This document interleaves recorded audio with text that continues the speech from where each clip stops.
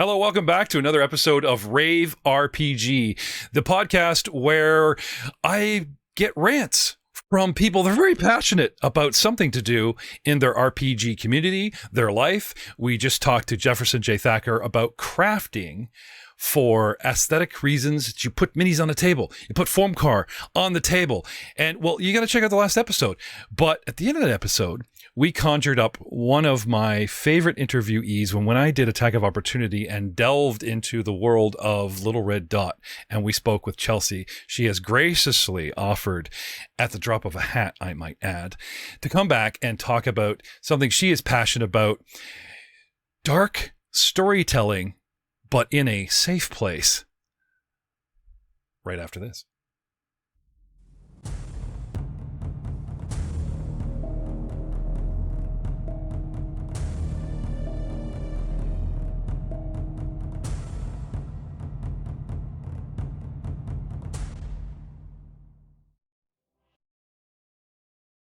Hey, thank you for having me back. It's me, Little Red Dot. Yeah.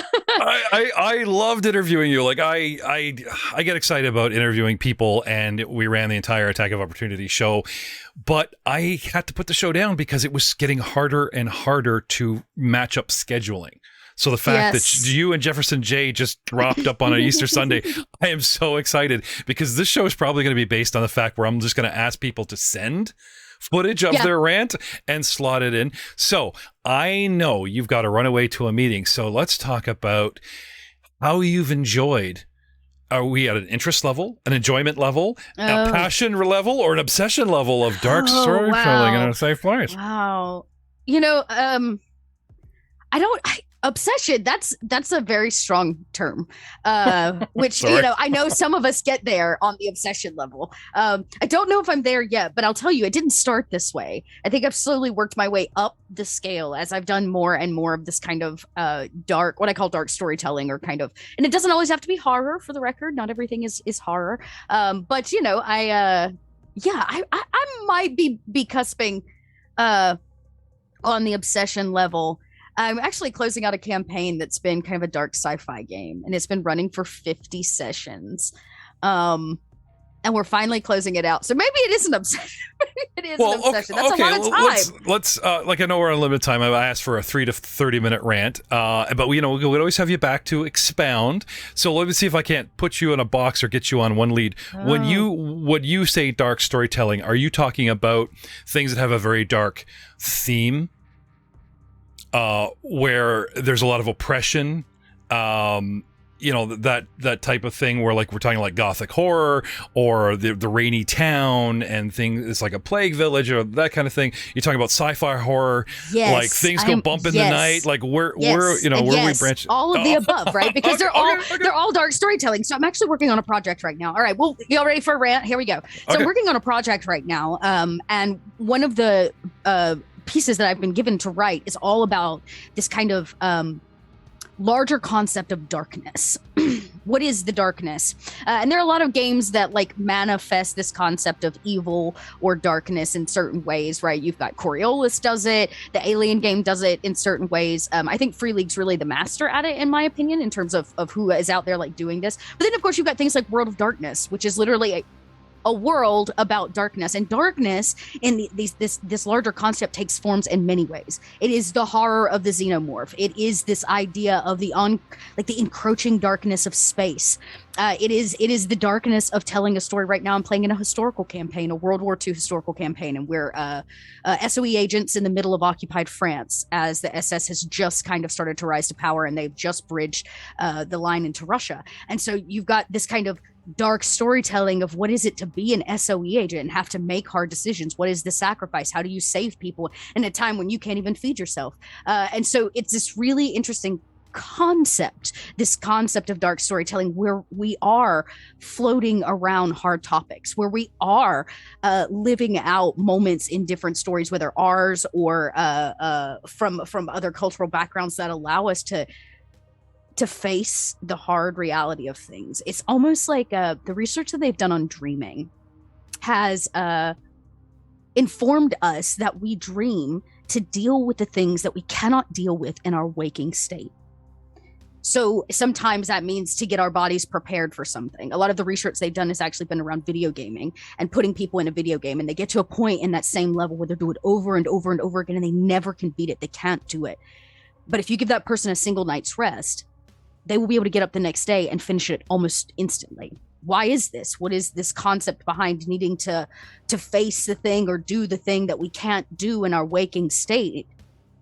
And to have your subconsciously be able to do it, right? Yeah, your subconscious unpacks it and processes it, right, and in a certain way. And I think that there's this really healthy part of storytelling that is about that. And we can always tell the stories where we play, the lighthearted kids, or we go on a 4-part dragon adventure, or we're cute ponies. Like, we can always tell those, and there can be dark pieces to playing cute ponies in a magical land. But I think that there can be something really empathetic and personal about telling stories that bridge on a dark edge. I think about Bluebeards Bride. That game is, or Alice is Missing. These are 2 tabletop games that are faced with a really hard topic at the start, right? Alice has gone missing, and you have to find her. This girl has gone missing, and you have to find her through nothing but text messages. Or you, in Bluebeard's Bride, you are his newest bride, his captive. And everybody plays a part of her psyche as you attempt to escape his castle. That, in and itself, is a crazy way to tell a story. And I think what is so beautiful about storytelling, and specifically collaborative storytelling, is the opportunity for us to tell stories that we otherwise would not have been able to come in contact with, and deal with them in such a delicate and safe way that we can. This is not a scare fright for a saw or a gore movie in theaters. This is your opportunity to dive into the psyche of a woman who's trying to deal with an abusive relationship. This is your opportunity to dive into what is sci-fi horror and face the emptiness depths of space without actually having to go and do it.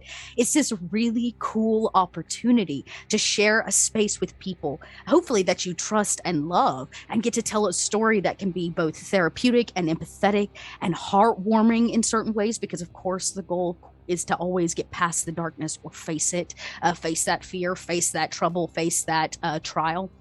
And then to come out the other side, and the same feeling that we get when we finish that level on a video game, or that same feeling that we get when we climb that mountain, can be replicated in a certain way and be healthy for our minds and our hearts and our bodies. We have 5 bodies, right? Did I talk about this the last time we were on here? How did this happen? I think I've come round robin. I talked about the 5 bodies and how I believe that gaming kind of touches all of them, right? The mind, the spirit, the physical form, and in a certain way we can do something that really is almost incapable in any other art form. And I think it's just a really unique and fun thing. And so I've become really passionate about telling dark stories where people have to overcome the kind of worst of what our existence is like. Okay, so let's back up and unpack a couple of these, because that was a solid rant, by the way. Great, perfect. You even breathe. You don't even think that you breathe. I told you, I was like, you invited me on a rant show. Oh boy. Okay. All right. Okay. Just for processing speed, let's go back.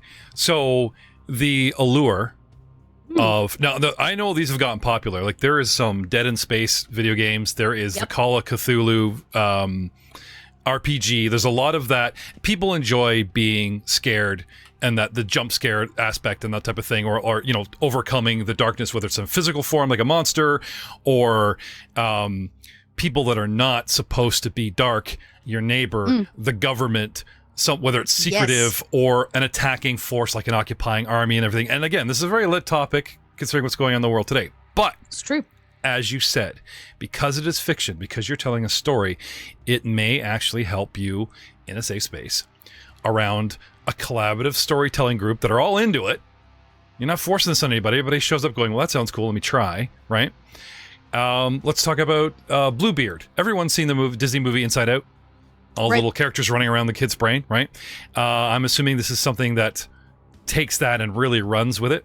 do you assign characters as in like, okay, you are the id self, you are positive, you are negative, or do the characters just make them up? They have like mechanics for the different parts of how you build the psyche, or what part of the same shared character, right, that you play. There's actually a lot of really good actual plays out there of it. One of my favorite GMs for that game is actually Kenneth Shaw, who is co-writer of most of the safety tools that get used across the industry now. They're kind of the standard safety tools: lines, veils, X, N, and O cards. And so I think that she does one of the best jobs of taking that game and making it set in psychological horror, because that's what it is, right? Psychological horror, and sharing a table with men and women and all gender spectrum to be able to play a woman going through this kind of experience.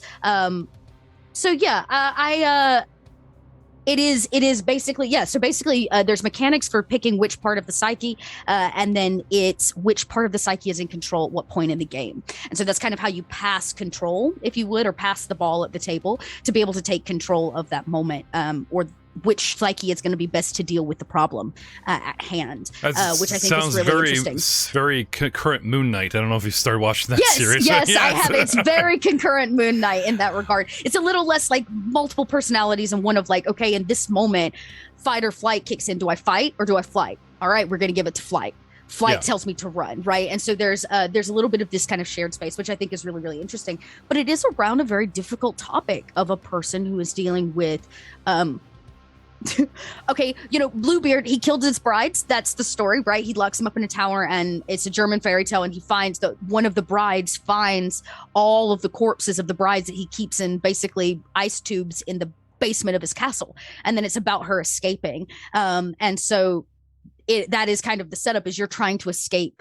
And I'm sure, in the way tabletops are, you could apply that to a ton of different scenarios, right? Like if we wanted to get really psychological, I could apply it to a Stepford wife in the middle of the 50s. Yeah, no, I got you. Like I said, it's about the theme, and that's what draws. So that's what draws your audience, or that's what draws your players, is a very selective theme. But or I should say not theme, but the overtures can cover a lot of ground. I guess you could say. Okay, so let's go into something a little bit broader that you're into. I mentioned the Call of Cthulhu, but again, that's very hot right now. I think everyone can go like, oh, I know what that is. Yeah, I know Call of Cthulhu. No need to discuss it, right? Type of thing. I asked you a little bit about The Bride because I wanted to compare it to something that people could relate to, like the movie. You talked about, really quickly, you talked about the world of darkness. Can you talk about the theme, or like the aspect of how that works? So this is my bread and butter. The two places I live the most right now, actually, in tabletop, is World of Darkness games and Free League games, other than, of course, my entire day job, which is Kobold Press, where I'm in the dark world of Midgard. So there's that. So that's my Dungeons and Dragons life, but everything else is really, really dedicated to this to World of Darkness. I even have a Vampire the Masquerade podcast, and we're branching out into a larger podcast network using World of Darkness games. And the World of Darkness really started as a LARP way back when in the 90s. Most people don't know that. It was kind of the opposite of the way a lot of LARPs are done, where we get a tabletop and then we augment it to become a LARP. This was kind of the opposite direction. And it became very, very popular in terms of LARP. And then that LARP got turned into a tabletop. And now versions later, we've hit V5.